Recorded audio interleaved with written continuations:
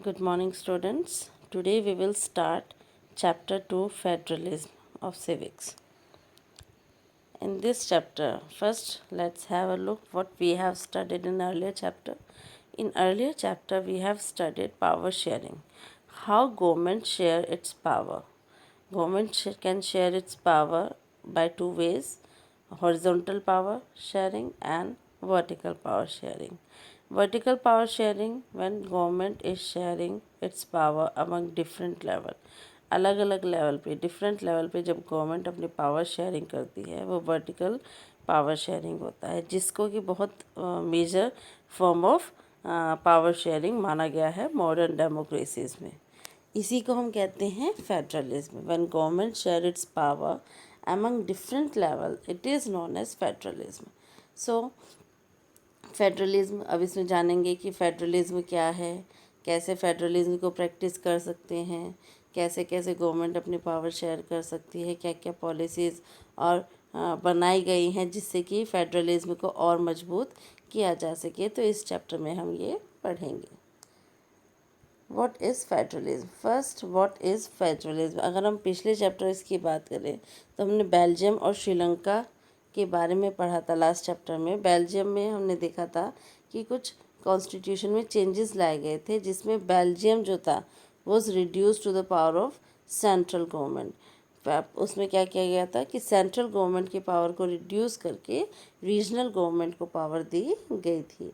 Regional government existed पहले भी होती थी, लेकिन क्या था कि सारी जो मेन पावर थी वो किसके पास थी? सेंट्रल गवर्नमेंट के पास।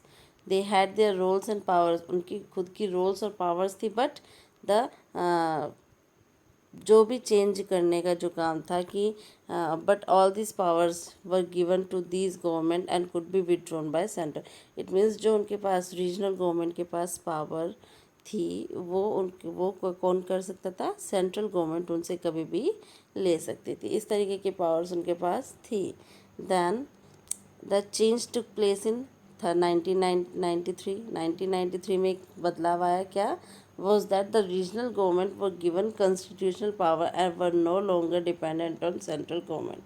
कि अब वो गवर्नमेंट सेंट्रल गवर्नमेंट पर डिपेंडेंट नहीं होगी, उनकी खुद की पावर्स होंगी जो उनसे कोई नहीं ले सकता। इट मीन्स कि जो बेल्जियम था वो पहले कैसी फॉर्म थी, वहाँ पर पावर शेयरिंग की यूनिटरी, और उसके बाद किस में बदल गई? Federal form of government. Sri Lanka अभी भी क्या है? श्रीलंका में तब भी वही प्रैक्टिसेस प्रैक्टिकल पर्पस था कि यूनिटरी सिस्टम था वहाँ पे गवर्नमेंट का। क्यों? क्योंकि नेशनल गवर्नमेंट ही सारी पावर्स थी किसके पास? नेशनल गवर्नमेंट के पास। तमिल लीडर्स चाहते भी थे कि श्रीलंका क्या बने? एक फेडरल सिस्टम बने, फेडरल कंट्री बने। अब what is federalism? Federalism, it is a system of government in which the power is divided between a central authority and its various constituent units of country. It means कि when power is sharing between different level of the government, and what are the different level of the government? Central government and its authority. ठीक है? It means suppose central government and state government. So division of power among different level is known as federalism. Usually वैसे federalism में two levels of government होता है। One is the government for entire country. Two levels होते हैं federalism में, mainly two levels होते हैं। एक वो गवर्नमेंट जो पूरी कंट्री के लिए है, जस्ट लाइक सेंट्रल गवर्नमेंट, और that is usually responsible for few subject of common national interest. ये किसके लिए रिस्पॉन्सिबल होती है? जो सब के लिए जो कॉमन नेशनल इंटरेस्ट होते हैं उन सब के लिए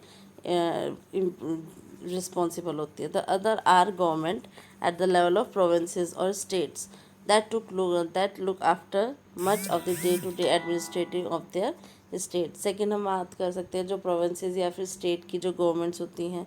दूसरा लेवल होती है जो डे टू डे एडमिनिस्ट्रेटिव जो भी एक्टिविटीज़ होती है स्टेट की वो देखती है। Both this level of government enjoy their power independent of each other. और दोनों की कैसी पावर होती हैं? एक दूसरे से इंडिपेंडेंट होती है। Here in this map we can see that out of 192 countries, 25 of the countries have political federal system, which makes 40% of the world population. So in the sense of federations, अगर federations की अगर हम बात करें contrasted with unitary government. तो unitary system में क्या होता है, या तो एक ही लेवल होगा गवर्नमेंट का, और जो सेंट्रल गवर्नमेंट होगी उसकी सब यूनिट्स होंगे और उसको क्या करेंगे, वो सबऑर्डिनेट करेंगे। It means central government orders दे सकती है प्रोविंशियल और लोकल गवर्नमेंट को, क्लियर। लेकिन फेडरल सिस्टम में ऐसा नहीं होता। यूनिटरी सिस्टम में क्या होता है कि central government orders pass out करती है स्टेट गवर्नमेंट को, या फिर जो भी गवर्नमेंट उसके अंडर में है, तो वो क्या करते हैं, उसको ऑर्डर पास आउट करते हैं। लेकिन ऐसा फेडरल गवर्नमेंट में नहीं होता। सेंट्रल गवर्नमेंट स्टेट गवर्नमेंट को कोई भी ऑर्डर नहीं दे सकती किसी भी काम को करने के लिए। स्टेट गवर्नमेंट की खुद की पावर्स होती हैं, और उसके पास ये भी पावर है कि वो सेंट्रल गवर्नमेंट के लिए आंसरेबल ना हो। Both these government are separately answerable to the people. दोनों सरकार जो है, जो दोनों गवर्नमेंट है, वो किसके किसके लिए आंसरेबल होती हैं, किसको होती हैं, पीपल को, ना कि एक दूसरे को। एक दूसरे को उनको आंसरेबल होने की ज़रूरत नहीं है, क्योंकि उनके पास डिस्टिंक्ट पावर है, अपनी पावर है, खुद की पावर है। Let us have a look some key features of federalism. Federalism के फीचर्स क्या हैं? फर्स्ट, फेडरलिज्म का वे देयर आर 2 और मोर लेवल ऑफ द गवर्नमेंट। सबसे पहला मेन क्या है कि 2 या 2 से ज़्यादा लेवल होंगे गवर्नमेंट के फेडरलिज्म में। Different tiers of the government govern same citizen.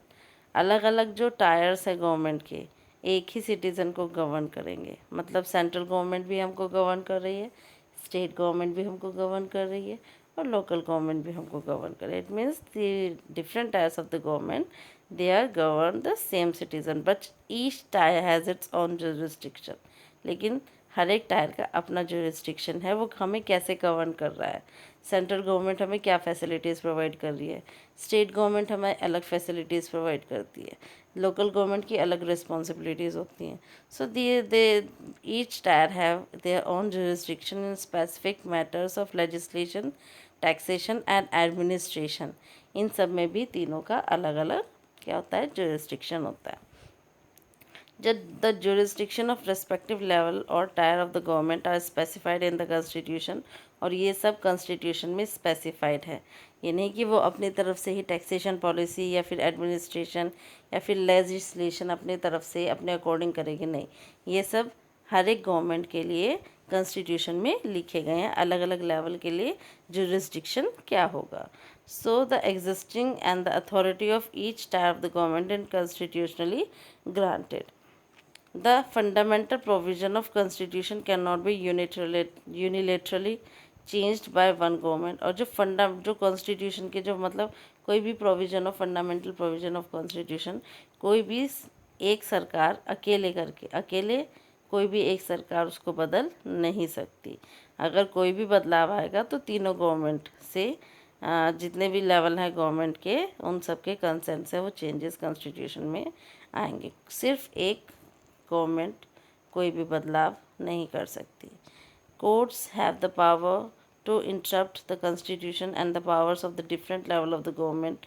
Court के पास पूरी पावर होती है कि वो कॉन्स्टिट्यूशन में इंटरप्ट कर सके, और जो गवर्नमेंट के जो अलग अलग लेवल की गवर्नमेंट है उनकी पावर्स को भी इंटरप्ट कर सके, इंटरप्रेट कर सके। The highest court act as an umpire if disputes arise between different level of the government in exercise of their respective power। और अगर कोई पावर कर रहे हैं, मतलब कोई अपनी पावर एक्सरसाइज कर रहे हैं, उनके बीच में किसी भी दो लेवल ऑफ गवर्नमेंट के बीच में अगर कोई डिस्प्यूट हो जाता है, तो उसका सोल्यूशन कौन करता है, सुप्रीम कोर्ट, हाईएस्ट कोर्ट। तो वो एक तरीके से अंपायर की तरह होता है, जो कि उनके बीच के झगड़े को सुलझाता है। Sources of revenue for each level of government are clearly specified to ensure its financial autonomy। अलग अलग लेवल ऑफ गवर्नमेंट के सोर्सेज ऑफ रिवेन्यू भी डिफरेंट है, जो कि उनकी फाइनेंशियल ऑटोनॉमी को शो करते हैं।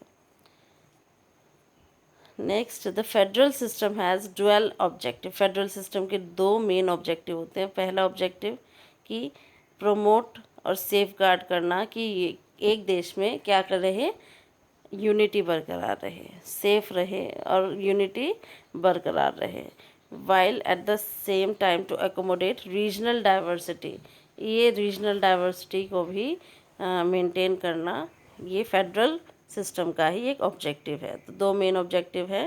फर्स्ट टू मेक और to unite a country, unity बरकरार रहे कंट्री में, और to accommodate regional diversity. Therefore, two aspects of crucial for are crucial for the institution and practice of federalism. The government at different levels should agree to some rules of power sharing. They should also trust that each would abide by its part of the agreement. An ideal federal system has both aspects, mutual trust and agreement to live together. मतलब अगर federal government है तो government का एक दूसरे पे trust, एक दूसरे के साथ वो कैसे एडजस्ट करके रह रहे हैं. इट मीन्स कि जैसे एक फैमिली में मेंबर्स रहते हैं, इसी तरीके से क्या होता है बेटा कि जो फेडरल गवर्नमेंट है वो अपना वर्क करती है, एक फैमिली की तरह वर्क करती है. एक दूसरे के साथ कैसे एडजस्टमेंट करना है, कैसे एक दूसरे पर म्यूचुअल ट्रस्ट रखना है, कैसे एक दूसरे के साथ मिलकर रहना है. So these are the features of central government. Rest we will study in next lecture.